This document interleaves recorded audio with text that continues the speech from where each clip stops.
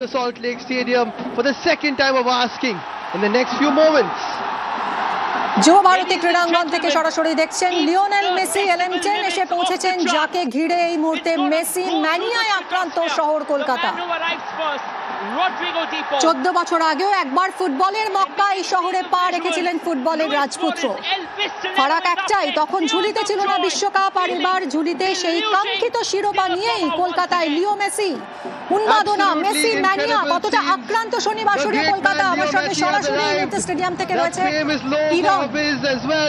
কিরণ। একটু যদি ছবিটা ব্যাখ্যা করো এই মুহূর্তে। আরো একবার ছবিটা দেখাচ্ছি, যে ছবি দেখতে অপেক্ষায় ছিল কলকাতা।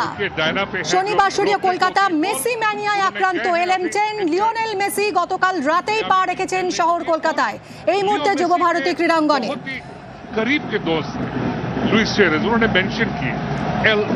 এর আগে শ্রীভূমিতে মেসির 70 ফিটের মূর্তি উন্মোচন হয়েছে, ভার্চুয়ালি উন্মোচন করেছেন মেসি,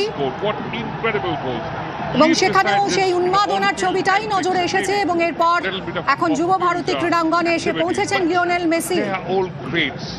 তার ভক্তরা এই মুহূর্তটা তাকে একটু সামনে থেকে দেখার অপেক্ষায় হয়তো রাতে ঘুমোতেই পারেননি, কারণ সাত সকালেই তাদের প্রিয় মেসি তাদের শহরে একেবারে নাগালের মধ্যে তাকে দেখতে এসেছেন হাজার হাজার মানুষ। এই মুহূর্তে গন্তব্য 8 থেকে 80 তারা মেতেছেন লিওনেল মেসিকে দেখার আশায়। La Liga champion Luis Suarez, Copa America champion as well.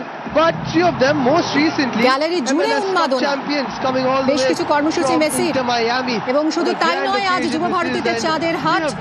Lionel Messi তো থাকছেনই, সঙ্গে থাকছেন কিং খান, শাহরুখ খান, থাকবেন মুখ্যমন্ত্রী মমতা বন্দ্যোপাধ্যায় এবং সৌরভ গঙ্গোপাধ্যায়।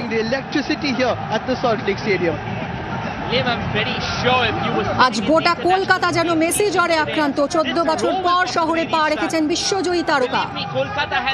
মাঝরাতেই তার ফ্লাইট কলকাতা বিমানবন্দরে নামে, বাইরে তখন ঠিক ভিড়, আর ঠিক সেই ভিড়টা এই মুহূর্তে সল্ট লেক স্টেডিয়ামে যুব ভারতী ক্রীড়াঙ্গনে আপনারা সরাসরি দেখছেন।